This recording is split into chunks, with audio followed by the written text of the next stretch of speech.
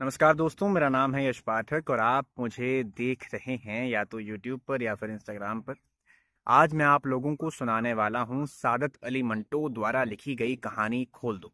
ये कहानी भारत और पाकिस्तान के बंटवारे के समय को दर्शाती है कि उस समय लोगों का दिल कितना पत्थर सा बन गया था और इंसानियत लगभग विलुप्त सी हो गई थी। और क्योंकि सादत अली मंटो अपने सारे अफसाने, अपनी सारी कहानियां उर्दू में लिखा करते थे, इसीलिए मैंने इस कहानी को थोड़ा सा हिंदी में ढाल दिया है ताकि मेरी ऑडियंस इस कहानी को समझ सके। अगर आपको आज की ये वीडियो अच्छी लगती है तो प्लीज़ मेरे चैनल को सब्सक्राइब करके बेल आइकन प्रेस कर दीजिएगा और इस वीडियो को लाइक भी कर दीजिएगा। और जिस कहानी के बारे में आप आगे जानना चाहते हैं या जिस कहानी को आप सुनना चाहते हैं उसका नाम कमेंट में ज़रूर लिख दीजिएगा। मैं जल्द से जल्द वो कहानी भी आपके सामने लाने का प्रयास करूँगा। तो चलिए वक्त बर्बाद नहीं करते हैं और वीडियो को शुरू करते हैं। खोल दो। अमृतसर से स्पेशल ट्रेन दोपहर 2 बजे चली और 8 घंटों बाद मुगलपुरा पहुंची। रास्ते में कई आदमी मारे गए, बहुत से घायल हुए और कुछ इधर उधर भटक गए। सुबह 10 बजे कैंप की ठंडी ज़मीन पर जब सिराजुद्दीन ने आंखें खोली और अपने चारों ओर मर्द, औरतों और बच्चों का ठाठे मारता समुद्र देखा तो उसके सोचने समझने की शक्तियां और भी क्षीण हो गईं और वह काफ़ी देर तक मटमैले आसमान को टकटकी बांधे घूरता रहा। यूं तो कैंप में चारों ओर शोर सा मचा हुआ था, लेकिन बूढ़े सिराजुद्दीन के कान जैसे बंद थे। उसे कुछ सुनाई नहीं देता था। कोई उसे देखता तो यही समझता कि वह किसी गहरी सोच में डूबा हुआ है, लेकिन वास्तव में ऐसा नहीं था। असल में उसके सारे होशो हवास शिथिल हो गए थे, बल्कि पूरा शरीर, सारा अस्तित्व शून्य में लटक गया था। मटमैले आसमान की ओर बिना किसी उद्देश्य के देखते देखते सिराजुद्दीन की नजरें सूरज से जा टकराईं। तेज रोशनी उसके जर्जर शरीर की नस नस में उतर गई और वह जाग उठा और उसके दिमाग में एक के बाद एक कई तस्वीरें घूम गईं। लूटमार, आग, भाग दौड़, स्टेशन, गोलियां, रात और सकीना। सिराजुद्दीन एकदम खड़ा हो गया और उसने पागलों की तरह अपने चारों ओर फैले हुए समुद्र को खंगालना शुरू कर दिया। पूरे 3 घंटे वह सकीना सकीना पुकारता कैंप की धूल छानता रहा, लेकिन कहीं भी उसकी जवान इकलौती बेटी का पता नहीं चला।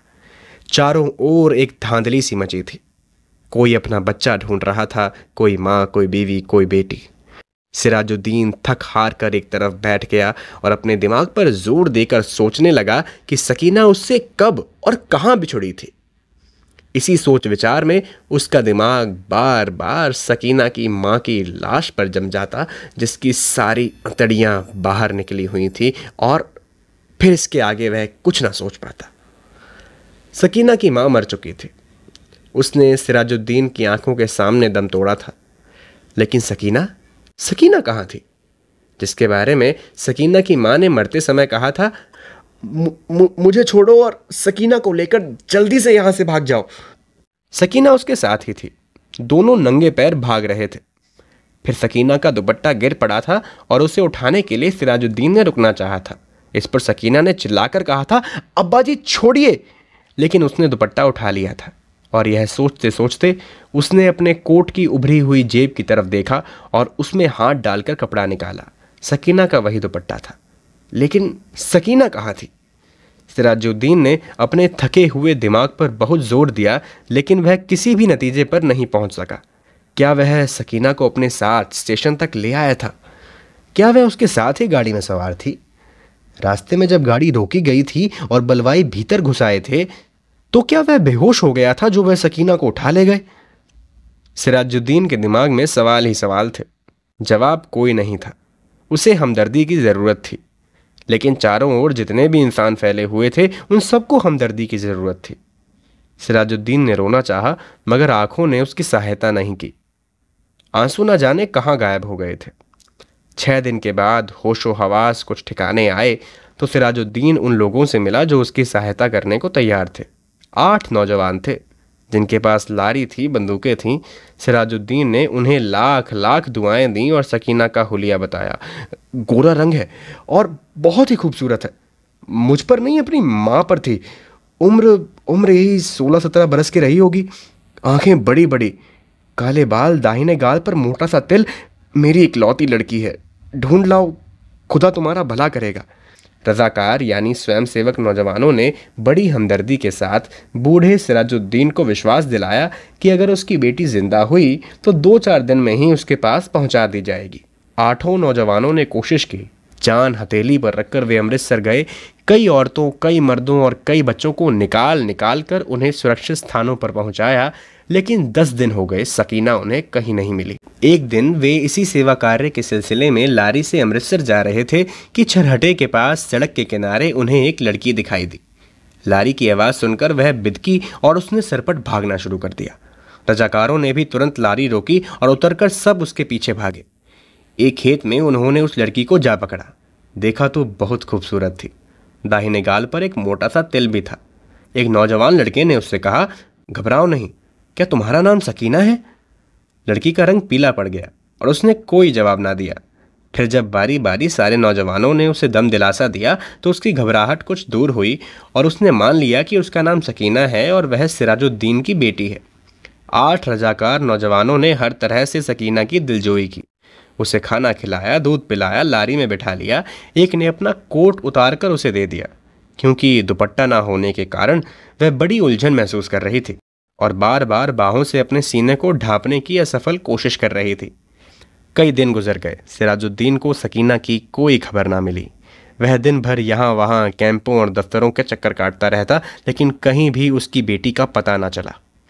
रात को वह बहुत देर तक उन रजाकार नौजवानों की सफलता के लिए दुआएं मांगता रहता, जिन्होंने उसे विश्वास दिलाया था कि अगर सकीना जिंदा हुई तो वे 2-4 दिनों में ही उसे ढूंढ निकालेंगे।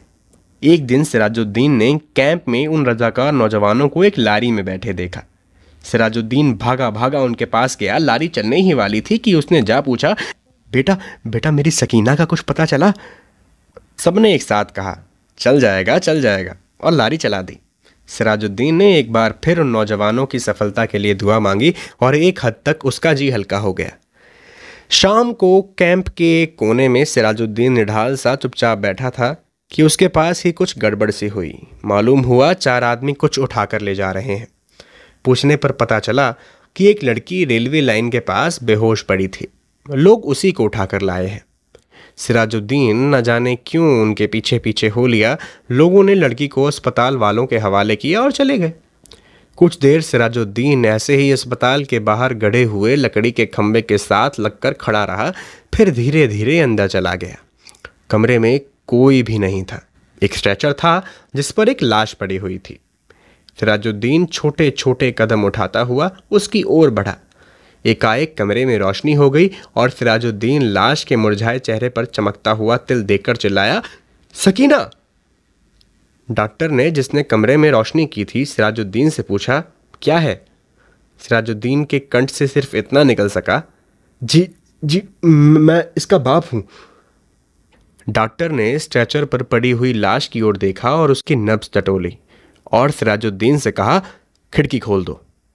सकीना के मुर्दा शरीर में हरकत हुई। बेजान हाथों से उसने अपना नाड़ा खोला और तलवार नीचे सरका दी। बूढ़ा सिराजुद्दीन खुशी से चिल्लाया, जिंदा है, मेरी बेटी जिंदा है। और डॉक्टर सिर से पैर तक पसीने में डूब गया।